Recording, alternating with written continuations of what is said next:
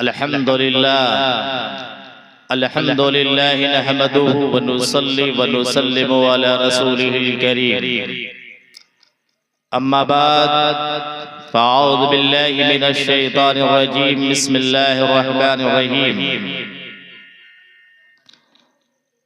अला इन्ना औलिया अल्लाह ला खौफुन अलैहिम व ला हुम यहज़नून। सदक़ल्लाहु मौलाना अज़ीम व सदक़ रसूलुहुन नबियुल अमीनुल मकीनुल करीम व नहनु अला ज़ालिका लमिनश शाहिदीन वश्शाकिरीन वल्हम्दुलिल्लाहि रब्बिल आलमीन।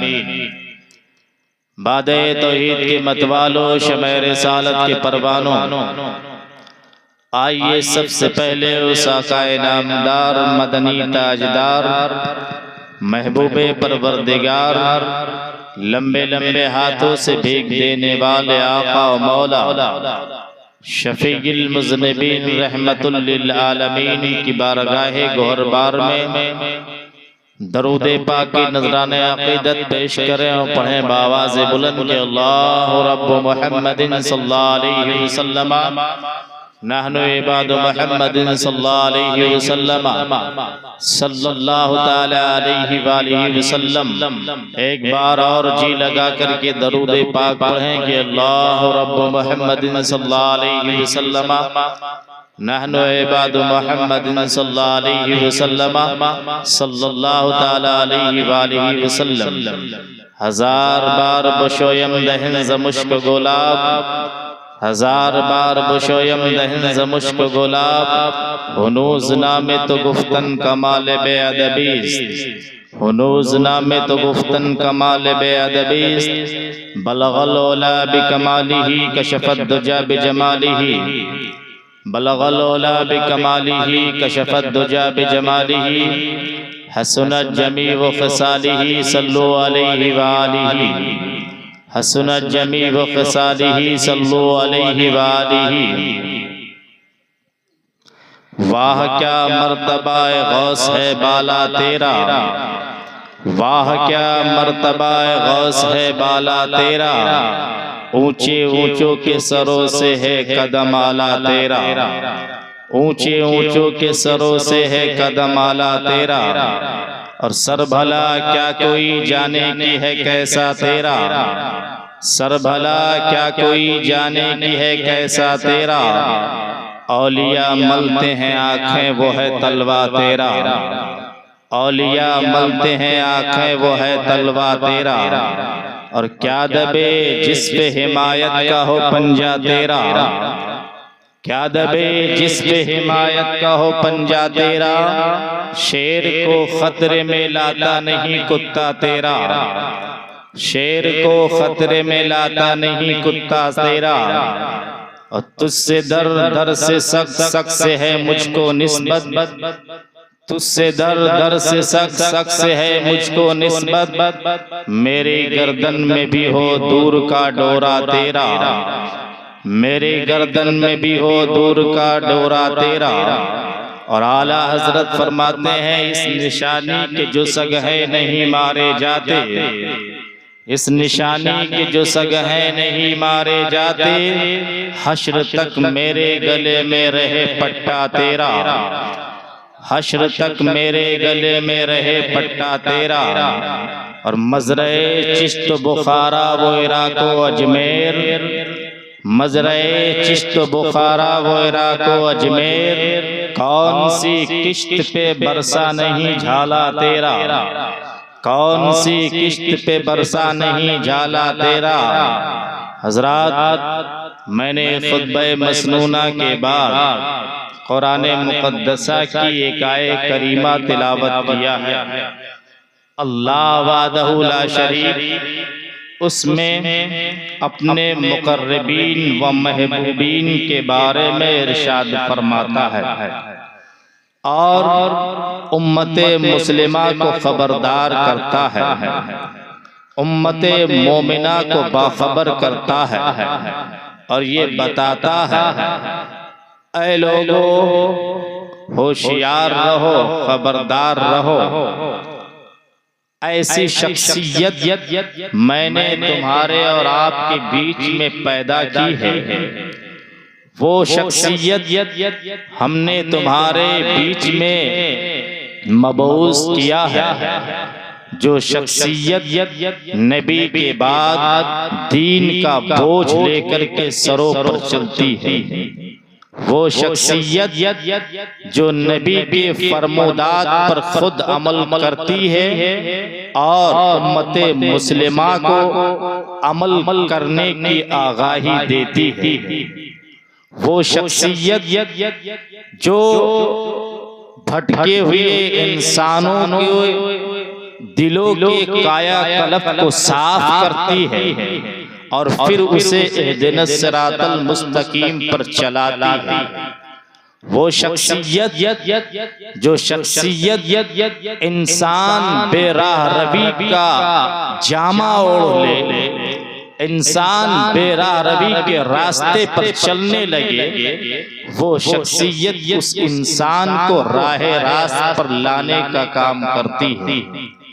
वो शख्सियत जिस इंसान का दिल पज़मुर्दा वो कुमला जाए, जो इंसान का दिल गुनाह के दलदल में डूब करके सियाह हो जाए, जिस इंसान का दिल गुनाहों का अंबारा लेकर के दोज़ख के रास्ते पर चलने पर आमादा हो जाए, वो शख्सियत उस मर्जे लाइलाज का दवा बनती है। वो शख्सियत के बारे में अल्लाह इरशाद फरमाता है, अला इन्ना औलिया अल्लाह ला खौफुन अलैहिम वला हुम यहज़नून। ऐ लोगो खबरदार हो जाओ, ऐ लोगो होशियार हो जाओ, बेशक हमने तुम्हारे दरमियान में ऐसे इंसान को मबूस किया है, ऐसे अपने महबूब बंदे को भेजा है, ऐसे अपने मुकर्रब बंदे को भेजा है, जिस बंदे को देख करके दुनिया की मादी चीजें नहीं डरे, जिस बंदे को देख करके लोग आहो पका करने पर आमादा हो जाए, ऐसी शख्सियत हमने तुम्हारे दरमियान में भेजा है। और वो शख्सियत ऐसी शख्सियत होती है जिसके बारे में अल्लाह इरशाद फरमाता है, अला इन्ना औलिया अल्लाह ला खौफुन अलैहिम वला हुम यहज़नून। ये ऐसी कुव्वत के मालिक हो जाते हैं, ऐसे ताकत के मालिक हो जाते हैं कि ये फिर दुनिया से नहीं डरते हैं, बल्कि पूरी दुनिया इनसे डरने लगती है, पूरी नौ इंसानियत इनसे डरने लगती है, पूरी नौ ज़ुर्रियत इनसे डरने लगती है, पूरे कायनात का जर्रा जर्रा इनसे खौफ खाने लगता है, पूरी कायनात का कंकरो पत्थर उन्हें देख करके रोंगटे खड़ा कर लेता है।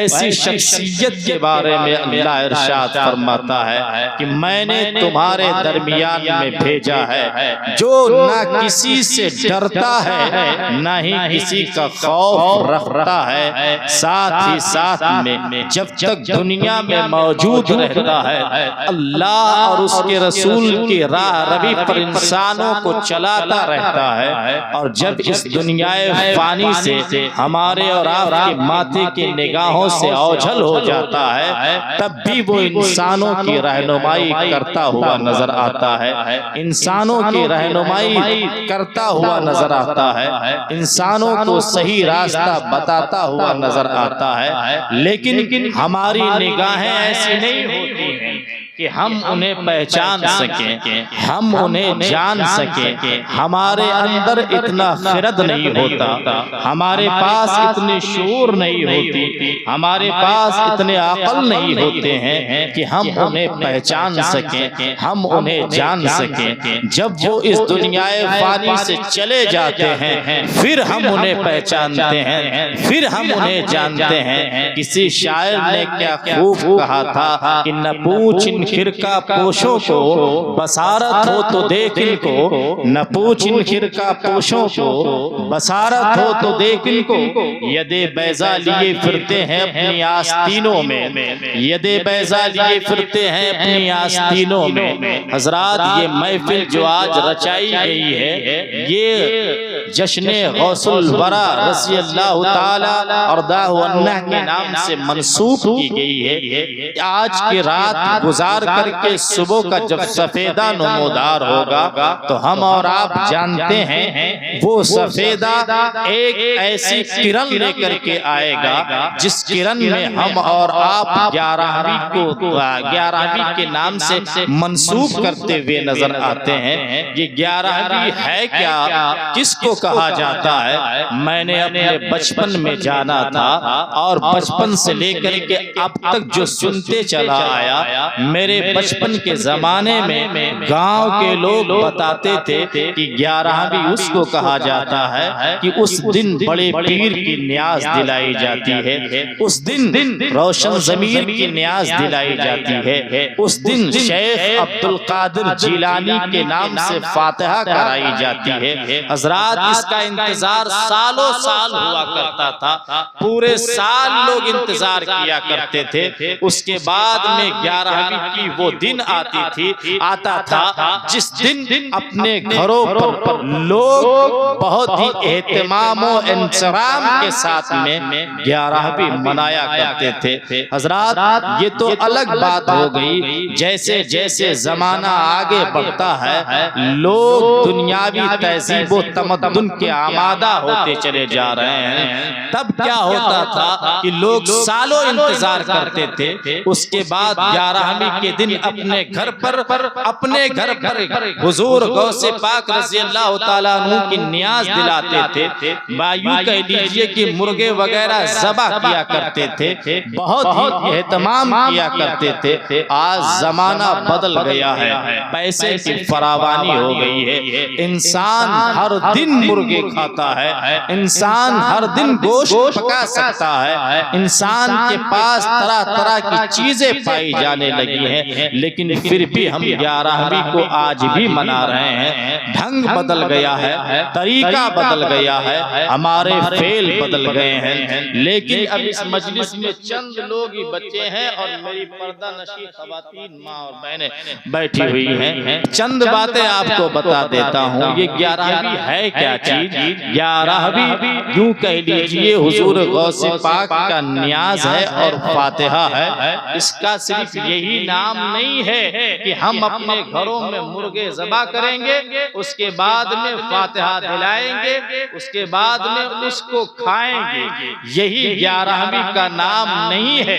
11वीं उसका नाम है कि गौसे आजम से मोहब्बत रखे और गौसे आजम के अकीदे पर चले, गौसे आजम के राह पर चले, तब हमारी 11वीं काबिले कबूल होगी, तब हमारी 11वीं काबिले कबूल होगी, तब हमारा नियाज और फातिहा काबिले कबूल हो जाएगा। हजरात, अभी उलमा ने बयान किया होगा, आपने सुना होगा, गौसे आजम की जात वो है कि जब अपने माँ के पेट से पैदा हुए उस दिन चांद रात था, यानी चांद की शब थी, सुबह रोजा रखने का टाइम था। हुजूर गौसे आजम रज़ी अल्लाह ताला अन्हु ने क्या किया? सहरी से लेकर के इफ्तारी तक अपने माँ के किस्तान को अपने मुंह से नहीं लगाया और न ही दूध को पिया। उनकी वालिदा माजिदा ने ऐलान किया कि ऐ लोगों सुनो, मेरा बच्चा पैदा हुआ है। मैं कह रही हूँ चांद की तारीख हो चुकी है, चांद नजर आ चुका है, मेरा बच्चा दूध नहीं पिया है। हजरात, मैं बताना ये चाहता हूँ कि क्या फातिहा दिलाने का नाम 11वीं है? क्या गोश्त खाने का नाम 11वीं है? नहीं, मेरे गौस ने बचपन में उस वक्त हमें सबक दिया, उस वक्त हमें दर्स दिया। ये फातिहा, नियाज, गोश्त खाना शरीयत नहीं है। नबी की उम्मत में रह करके नबी के फरमोदात पर अमल नबी के फरमोदात पर अमल करना शरीयत कहलाता है, नबी के दीन पर अमल पैरा होना शरीयत कहलाता है, नबी के कवानीन पर अमल पैरा होना शरीयत कहलाता है। क्या दर्स दिया? माँ के गोद से दर्स ये दिया कि जब भी रमजान का महीना आए और तुम्हें चांद नजर आ जाए तो तुम रोजे रखा करो। क्या? रोजे रखा करो। अब दूसरी बात जो नसीहतन बता रहा हूँ, हुजूर गौसे आजम रज़ी अल्लाह ताला अर्दाहु अन्ना एक दिन मिंबरे रसूल पर मौजूद होकर के खिताब फरमा रहे थे। कहाँ? बगदाद की जामा मस्जिद में खिताब फरमा रहे थे।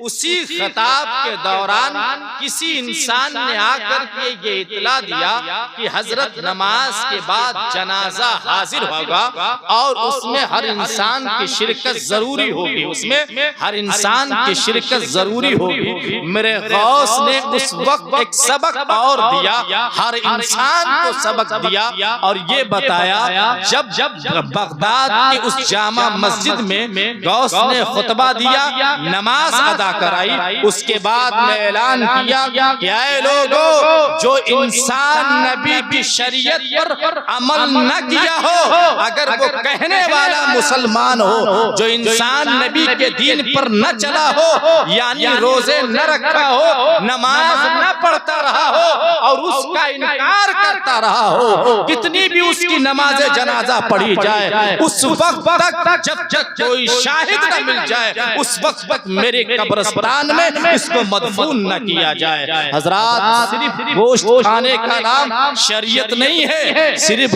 नियाज दिलाने का नाम शरीयत नहीं है, हुजूर गौसे आजम की 11वीं कराने का नाम शरीयत नहीं है। इन दोनों बातों से पता चलता है मेरे गौस ने अव्वली तरजीह जिस बात को दी है वो मेरे नबी की शरीयत को तरजीह दिया है और ये बताया है कि जब भी शरीयत की बात आए उस पर अमल पैरा हो जाया करो। उसके बाद भी कुछ लोग ये कहते हुए नजर आते हैं और बताते हुए नजर आते हैं कि हम फला खानदान से ताल्लुक रखते हैं, मैं पीर हूँ, मेरे पास इतने मुरीद मौजूद हैं, लेकिन मैंने देखा है कि उनकी फजर की नमाजें गायब होती हैं, उनकी असर की नमाजें गायब होती हैं, उनकी जोहर की नमाजें गायब होती हैं और इतना ये तो पीर का आलम है, जो उनसे मुरीद होने वाले मुरीद हैं उनका आलम ये हो जाता है। अब पीर का दामन पकड़ लिए हैं तो हमें नमाज की हाजत नहीं है, हमें रोजे की हाजत नहीं है, हमें शरीयत पर अमल करने की हाजत नहीं है। हजरात, ये तो मुरीद की बात है, जो गैर मुरीद है उनका भी यही अलमिया होता चला जा रहा है। नियाज घर में जरूर होनी चाहिए, फातिहा घर में जरूर होनी चाहिए, औरतों का आलम भी यही होता चला जा रहा है। मज़ारात पे हाजिरी जरूर होनी चाहिए, नियाज फातिहा जरूर होना चाहिए, घर में तरह तरह के खाने जरूर पकना चाहिए। ये हमारे घर की औरतों का आलम हो गया है, हमारी माँ और बहनों का आलम ये हो गया है। लेकिन अगर उनसे पूछा जाए कि गौसे आजम ने सिर्फ इतनी ही बात बताई थी, इसी मुस्तहबात पर अमल करने की बात बताई थी। हजरात, तो गौस ने कहा जो बेनमाजी हो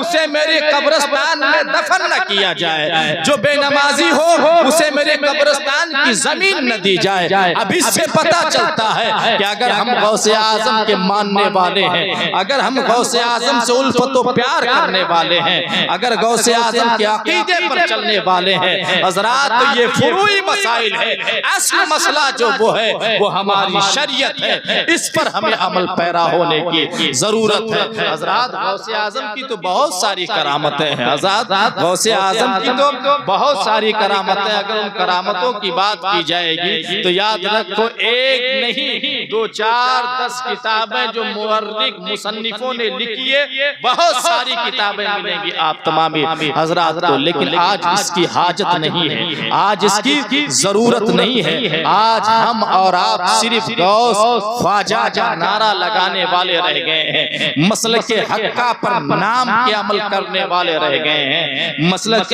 शरीयत पर सिर्फ नाम का अमल करने वाले वाले रह गए हैं, वरना याद रखो पता ये चलता कि आज जहां देखो वहां मुसलमान मारा जा रहा है, कत्लो गारतगरी की जा रही है, जहां देखो मुसलमान परेशान किया जाता है, जहां देखो मुसलमान की इज्जत व आबरू लूटी जा रही है, जहां देखो मुसलमान को खत्म करने की बात की जा रही है। पूरी आलमे नौ इंसानियत का आलमिया बन चुका है। कहीं गैर मुस्लिम मुस्लिम को मारने पर आमादा है, कहीं यहूदी मुसलमान को खत्म करने पर आमादा है, कहीं नसरानी मुसलमान को नेस्त नाबूद करने पर आमादा है, कहीं ईसाई मुसलमानों को खत्म करने की बात कर रहा है। हजरात, ये मैं भी जानता हूँ कि अगर एक भी इंसान मेरे नबी पर ईमान रखने वाला और अल्लाह के गैब पर ईमान रखने वाला और खुदाए वादहू ला शरीक की वैदानियत का ऐलान करने वाला बाकी रहेगा, इस्लाम बाकी रहेगा, जिंदा रहेगा। लेकिन याद रखो हमारी और आपकी दुनिया खत्म हो जाएगी, हम और आप इस दुनिया से निकल जाएंगे, हम और आप इस दुनिया से चले जाएंगे।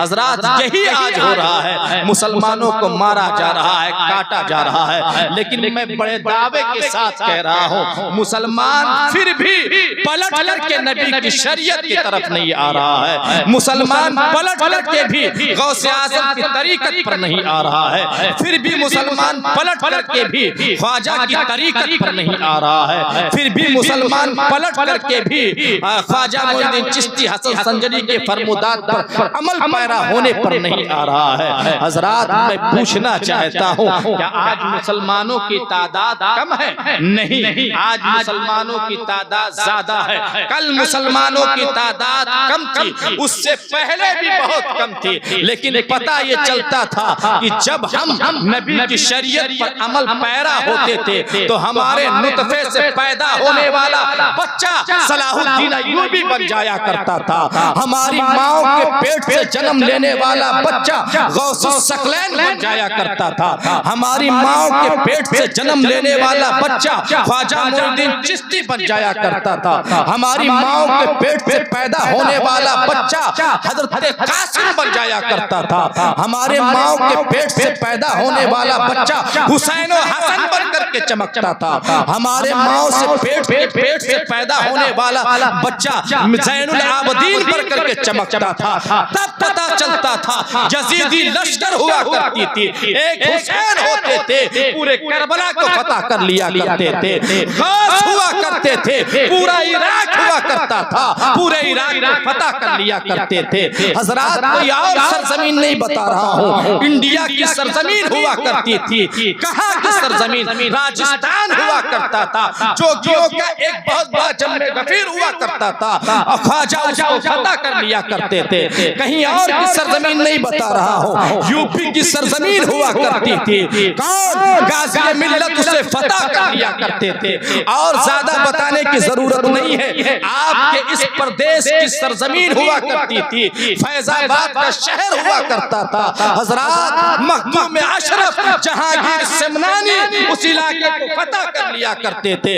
हजरात, आज अलमिया ये हो गया है, हम राह रवी से बदल गए हैं, भटक गए हैं, तो हमारे नुतफे से पैदा होने वाला बच्चा क्या होता है? वो ऐसा होता है कि कोई गवैया बन जाता है, कोई नचनिया बन जाता है, कोई जुआरी बन जाता है, कोई शराबी बन जाता है, कोई अय्याश बन जाता है, कोई मक्कार बन जाता है, कोई जिनाखोर बन जाता है, कोई जुआ के अड्डे पर पड़ा रहता है, कोई शराब के अड्डे पर पड़ा रहता है। हजरात, जब सलाहुद्दीन अय्यूबी ने बैतुल मुकद्दस को फतह किया था, तो उस वक्त जब बैतुल मुकद्दस को फतह किया तो एक यहूदी कमांडर को कैद कर लिया और कैद करने के बाद में उस पर जुल्म और अज़ीज़त शुरू की। जब जुल्म और अज़ीज़त शुरू करता है तो क्या जुल्म और अज़ीज़त शुरू करते हैं सलाहुद्दीन अय्यूबी? तो वो फौज का कमांडर कहता है और यूं कहता हुआ नजर आता है, ऐ सलाहुद्दीन अय्यूबी, आज तुम्हारे कैद में मैं हूँ, मुझ पर जुल्म और अज़ीज़त कर रहे हो, आज तुम्हारी हुक्मरानी है, मुझ पर जुल्म और अज़ीज़त कर रहे हो, लेकिन याद रखो आने वाली नस्ल ऐसी होगी, ऐसी पैदा होगी, ऐसी पैदा होगी कि तुम्हारे माँ और बहनों को मैं इस हाल में लाकर खड़ा कर दूंगा कि उनसे कोई बच्चा पैदा होगा तो सलाहुद्दीन अय्यूबी नहीं पैदा होगा, उनसे कोई बच्चा पैदा होगा तो नाचने वाला पैदा होगा, उनसे कोई बच्चा पैदा होगा तो गाने वाला पैदा होगा, उनसे कोई बच्चा पैदा होगा तो शराबी पैदा होगा।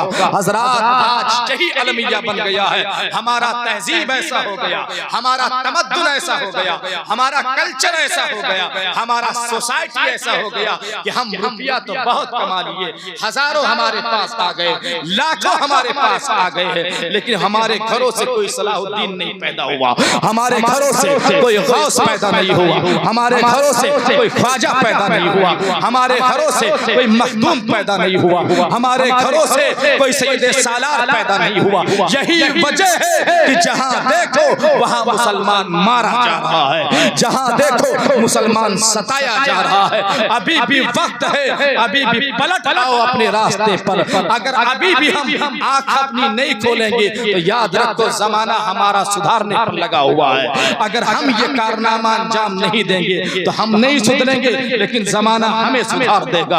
हजरात जहां देखो वहां इंसान मारा जा रहा है, खास करके मुसलमान तबका मारा जा रहा है। कौन सी सरजमीन ज्यादा नहीं बताऊंगा, यही सरजमीन जिसे हम और आप क्या कहते हैं, इराक, जहां आज जंग छिड़ी हुई है, जिसे बगदाद कहा जाता है, गौसे आजम की जहां मज़ारे मुकद्दस मौजूद है, मज़ारे मुकद्दस मौजूद है, यही की सरजमीन हुआ करती थी। इस सरजमीन को हर कोई जानता है, ये सरजमीन ऐसी है कि यहाँ हमेशा लड़ाइयाँ होती रही हैं, कई साल लड़ाइयाँ होती रही, कई साल लड़ाइयाँ होती रही, हजारों साल लड़ाइयाँ हुई। आज भी यही आलम हुआ, आज भी यही आलम हुआ। लेकिन उसी सरजमीन से जब कोई आलिम बन करके निकलता है, कोई सरजमीन से आलिम बन करके निकलता है और मुजाहिद बनता है, और जब मुजाहिद बनता है उस इंसान के नुतफे से पैदा होने वाला बच्चा जब कोई सद्दाम बन जाता है तो एक साल नहीं तकरीबन 30 साल वही इराक फतेह और नुसरत के झंडे गाड़ता हुआ नजर आता है, फतेह और नुसरत के झंडे गाड़ता हुआ नजर आता है। सद्दाम का नाम लेकर के लोगों के रोंगटे खड़े हो जाया करते थे। वो कौन था? वो एक मर्द मुजाहिद था। वो मर्द मुजाहिद किससे जन्म लेता था? वो मर्द मुजाहिद ऐसा जन्म लेता था जब हम इबादत करते थे, जब हम रियाजत करते थे, जब हम शरीयत पर अमल पैरा होते थे, जब हम नबी के फरमादात पर अमल पैरा हुआ करते थे, तब मर्द मुजाहिद पैदा हुआ करते हैं। आज हमारा टाइम सारा बुराइयों में लगा हुआ है, तो हमारे घर से कोई मर्द मुजाहिद पैदा नहीं होगा। अभी भी वक्त है, पलट आओ अपने रास्ते पर। गलत रविश से मनाजिल का बोझ बढ़ता है, मुसाफिरों रवि से कारवा बदल डालो, जगह जगह के तुम्हें थक चुके हैं हंगामे, हवा का रुख करो बादबा बदल डालो।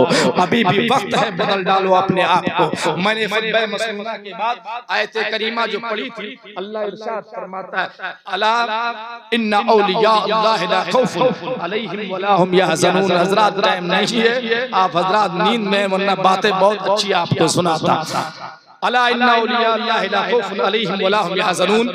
अल्लाह के मुकद्दस वली वो होते हैं जिन्हें अल्लाह तबारक व तआला इख्तियार देता है, इख्तियार अता करता है, और उनकी बारगाह में जो इंसान हाजिर हो जाए, अगर हाजिरी की शरफ हाजिर उसको मिल जाए तो वो भी इंसान उस बारगाह से फैज़ पा जाता है, और जब फैज़ पाता है तो वो भी दुनिया में सुरखरू हो जाता है, दुनिया में सुरखरू हो जाता है। इंडिया की सरजमीन से एक रहने वाले बहुत ही अपने वक्त के पाए के बुजुर्ग गुजरे हैं, जो इराक की गलियों का चक्कर काट करके गौसे आजम रज़ी अल्लाह तआला अन्हु की बारगाह में हाजिरी देते हैं, और हाजिरी देने के बाद में ये कहते हैं, ये गौसे आजम रज़ी अल्लाह तआला अन्हु आपकी बारगाह में हाजिर हुआ हूँ, मुझे किसी काम पर लगा लें, आपकी बारगाह में खिदमत करना चाहता हूँ। बस चंद मिनट आप तमाम हजरात को बता दूं, एक सी बात, सिर्फ एक सी बात है कि इख्तियारात औलियाए कराम होता क्या है। अगर इनकी बारगाह में हाजिरी दें तो क्या हाजिरी हमारी कबूल होती है या नहीं कबूल होती है?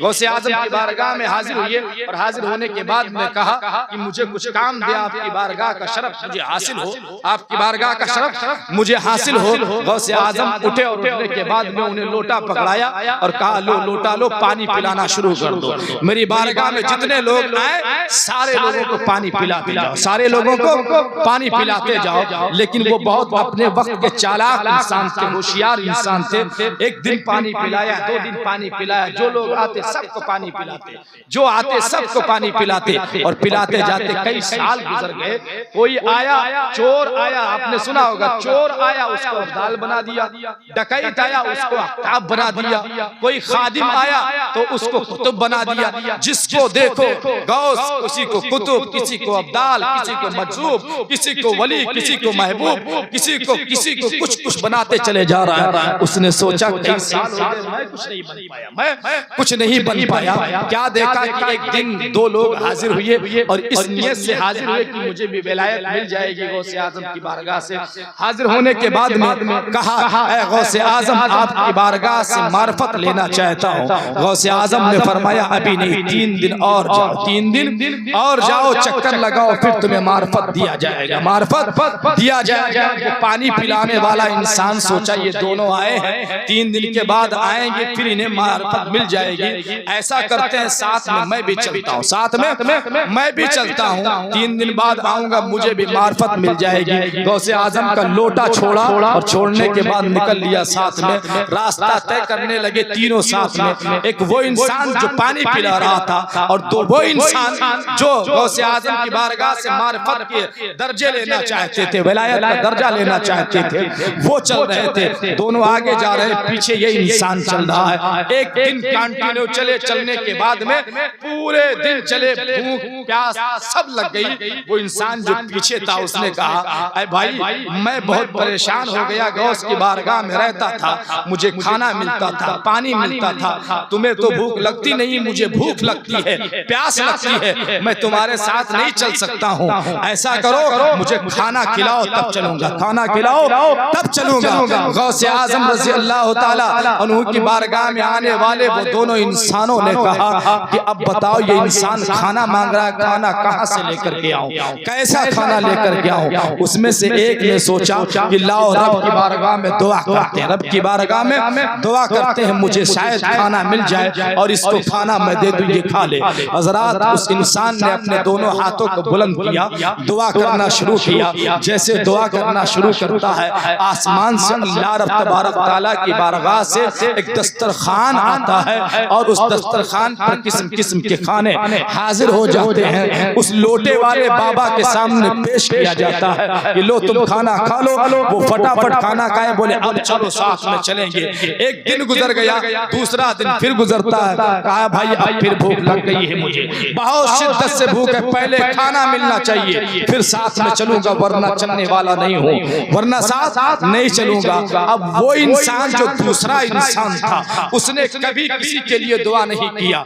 अब उसने हाथ उठाया और उठाने के बाद में कहा अब मेरी बारी है, मैं ही दुआ करूंगा तब खाना मिलेगा। उसने दुआ किया, फौरी तौर से दस्तरखान हाजिर हुआ, उसने खाना पेश किया। लोटे वाले बाबा ने खाना खाया और खाना खाने के बाद में कहा अब चलो चलते हैं।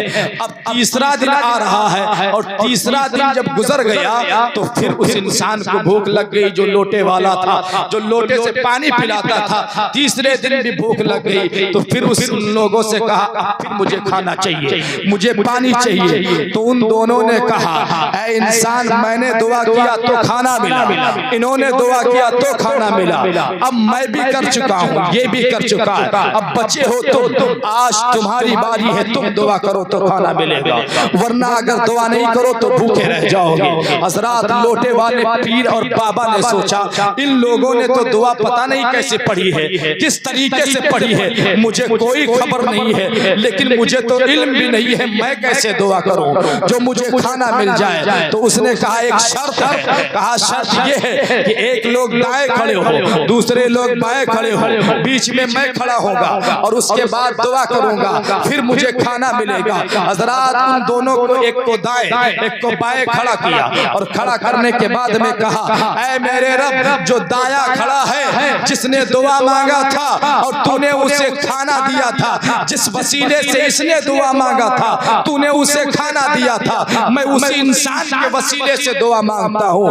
ऐ मेरे रब, तू मुझे दस्तरखान दे दे, खाना दे दे। फिर कहते हैं लोटे वाले पीर, ऐ मेरे रब, मेरे बाएं जानिब जो इंसान खड़ा है, जिस इंसान ने जिस वसीले से इसने दुआ मांगा था उसी वसीले से मैं दुआ मांग रहा हूँ, तो मुझे खाना और दस्तरखान दे दे। जब ऐसी दुआ लोटे वाले बाबा ने मांगा, हजरात तो जानते हो क्या हुआ, रब तबारक तआला की बारगाह से 2 दस्तरखान दस्तरखान हाजिर हुए।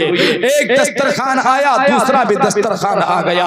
वो दोनों अचंभे में हो गए। कहा मैंने दुआ मांगा तो एक आया, दूसरे ने कहा मैंने दुआ मांगा तब भी एक आया। ये बताओ तुमने किस वसीले से दुआ मांगा है जो दो दस्तरखान हाजिर हो गए हैं। लोटे वाले बाबा ने कहा मैं कुछ नहीं जानता हूँ, मैं सिर्फ इतना जानता हूँ कि ये बताओ जो मैंने दुआ मांगी तो दो दस्तरखान आए, लेकिन तुमने किसके नाम से दुआ मांगा था जो एक एक दस्तरखान हाजिर हुआ था। हजरात, तो उन दोनों इंसानों ने कहा ऐ इंसान, मैंने किसी वसीले से नहीं मांगा था, मैंने एक बात सुनी थी बहुत जमाना पहले कि गौसे आजम की बारगाह में एक बुजुर्ग रहता है जो पानी पिलाता है, लोटे से पानी पिलाता है। उसी वसीले से मैंने दुआ मांगी है, उसी वसीले से मैंने दुआ मांगी है और दस्तरखान हाजिर हुआ है। मैं उसी वसीले से दस्तरखान से दुआ मांगा हूँ। हजरात, तो उस लोटे वाले बाबा ने सोचा मैं ही वो इंसान हूँ जो लोटे से पानी पिलाता था। हजरात, तो उस लोटे वाले पीर ने कहा ऐ इंसानों सुनो, क्या तुमने उस लोटे वाले बाबा को जाना नहीं है? कहा नहीं जाना, नहीं पहचाना। हजरात, तो उस लोटे वाले बाबा ने कहा देखो जो बीच में मैं खड़ा हूँ मैं ही वो इंसान हूँ जो गौसे आजम की बारगाह में लोटे से पानी पिलाया करता था, लोटे से लोगों की प्यास बुझाया करता था। हजरात, बताने का मकसद ये नहीं है कि लोटे वाले बाबा ने दस्तरखान हाजिर कर दिया, बताने का मकसद ये है कि गौसे आजम की बारगाह में एक इंसान अगर हाजिर हो जाए खिदमत के लिए भी, तब भी अल्लाह उसको विलायत के मनसब पर फाइज कर देता है, अल्लाह उसको वली बना देता है। एक चोर भी हाजिर होता है, अब्दाल बन जाता है, एक फकीर भी हाजिर होता है, कुतुब बन जाता है, एक डकैत भी हाजिर होता है, मार्फत की मंजिल को तय कर लेता है। हम तो गौसे आजम के मानने वाले हैं, हम गौसे आजम से प्यार करने वाले हैं। हजरात, लेकिन प्यार सिर्फ जुबान से करने वाले हैं, यही वजह है हमारी दुआएं कबूल नहीं होती हैं। अगर वाक़अतन दिल से प्यार करते तो हमारी भी दुआ कबूल होती हुई नजर आती, हमारी भी दुआ रद्द न की जाती। हजरात, अभी भी वक्त है, अपने आप को बदलने की कोशिश करो और इन औलियाए कराम से दिल लगाने की कोशिश करो और इनके बताए हुए नक्श पर अमल करने की कोशिश करो, इनके बताए हुए रास्ते पर चलने की कोशिश करो। हजरात, हमारी दुनिया भी सवर जाएगी और आखिरत भी बनती हुई नजर आएगी। खुतबा मसनूना के बाद आयत पढ़ी अला इन्ना औलिया अल्लाह ला खौफुन अलैहिम वला हुम यहज़नून। बेशक अल्लाह के मुक़द्दस वली वो होते हैं जो ना अल्लाह से डरते हैं और जो ना दुनिया से डरते हैं और ना ही दुनिया वाला कोई भी इंसान उन्हें डरा सकता है। हजरात, और ये ऐसे मनसब पे फाइज हो जाते हैं कि रब तबारक तआला इनकी रजा ढूंढने लगता है और यूं कहने लगता है कि ऐ इंसान बता तेरी रजा क्या है, जो तेरी रजा होगी वही मेरी रजा होगी और जो तू चाहेगा वही अता किया जाएगा। हजरात गरामी वकार, अब मैं अपने गुफ्तगू को इसी पर इख्तिताम कर रहा हूँ। रब तबारक तआला की बारगाह में दस्ते बदुआ हूँ कि हम तमामी हजरात को गौसे आजम से उल्फत व प्यार करने की तौफीक व रफीक अता फरमाए और सही रास्ते पर अमल करने की तौफीक व रफीक अता फरमाए, सही रास्ते पर चलने की तौफीक व रफीक अता फरमाए। अस्तगफिरुल्लाह रब्बी मिन कुल्लि ज़ंबिन व मिन खतियतिही व अतूबु इलैहि व मा अलैना इल्लल बलाग। अस्सलामु अलैकुम व रहमतुल्लाहि व बरकातुहू।